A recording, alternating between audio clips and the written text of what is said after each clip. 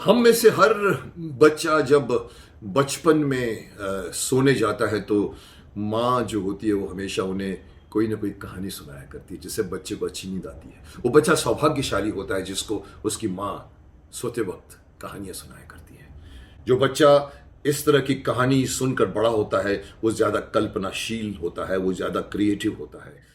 आज कहानी सुनने का वक्त किसी के पास नहीं है क्योंकि टीवी ने वो शब्दों को दृश्यों में बदल दिया है। लोग टीवी देखना पसंद करते हैं।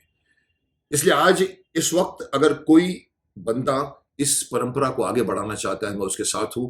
हमारे ये मुकेश शर्मा जी हैं जो मेरे साथ काफी सालों से मेरे साथ उनका संबंध रहा है। फिल्म्स डिवीजन के साथ जुड़े रहे हैं, दूरदर्शन के साथ जुड़े हुए हैं, चिल्ड्रन फिल्म सोसाइटी के साथ जुड़े हुए हैं, फिल्में बनाते रहे हैं, सीरियल बनाते रहे हैं, कहानी समझते हैं। इसलिए उन्होंने ये जिम्मा उठाया कि वो अच्छी अच्छी कहानियां आपको सुनाएं।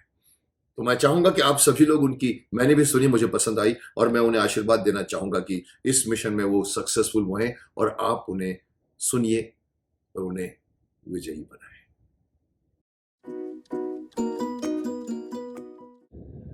तहे दिल से स्वागत है आपका अद्भुत कहानियों के इस प्लेटफॉर्म पर। आज सुनते हैं कहानी मूर्तिकार पिता और पुत्र की।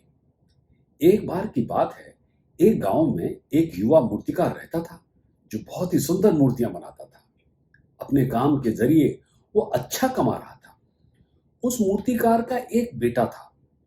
उसे भी मूर्तियां बनाने का बचपन से ही शौक था और उसके भी हाथों में कारीगरी दिखाई देती थी। यूं तो पिता अपने बेटे के काम से खुश थे, लेकिन अक्सर वो उसके काम में गलतियां भी निकाला करते थे। बेटे ने भी कभी शिकायत नहीं की और पिता के आदेशों का पालन कर अपने काम में सुधार करना जारी रखा। पिता की निरंतर सलाह के कारण बेटे के काम में सुधार होता चला गया और एक समय ऐसा आया जब बेटा अपने पिता की तुलना में बेहतर मूर्तियां बनाने लगा। और फिर वो दिन भी आया जब लोगों ने उसकी प्रतिमाओं को खरीदना शुरू कर दिया और पिता की मूर्तियों की तुलना में उसकी मूर्तियों को ज्यादा दाम मिलने लगे।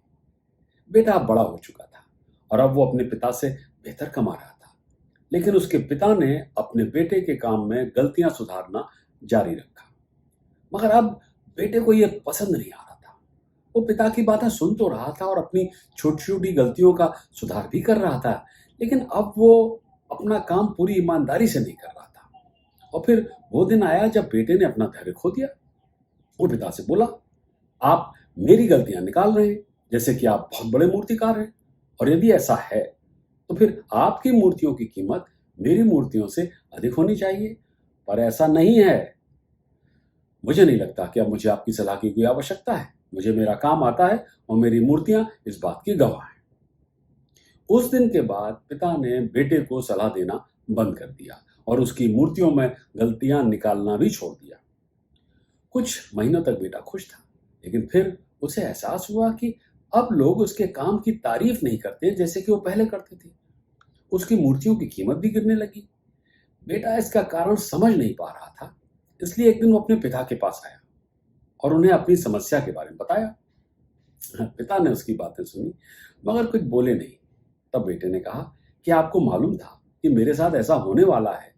पिता ने जवाब दिया, हाँ, क्योंकि कई साल पहले मुझे भी ऐसी ही स्थिति का सामना करना पड़ा था।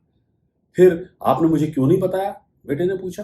पिता ने उत्तर दिया, क्योंकि तुम उस समय समझना ही नहीं चाहते थे। मुझे पता है कि मैं तुम्हारी तरह सुंदर मूर्तियां नहीं बना सकता। यह संभव है कि कभी कभी मेरी सलाह सही नहीं रही होगी, मगर यह सत्य नहीं है कि मेरी सलाह की वजह से तुम बेहतर प्रदर्शन करने में सक्षम थे।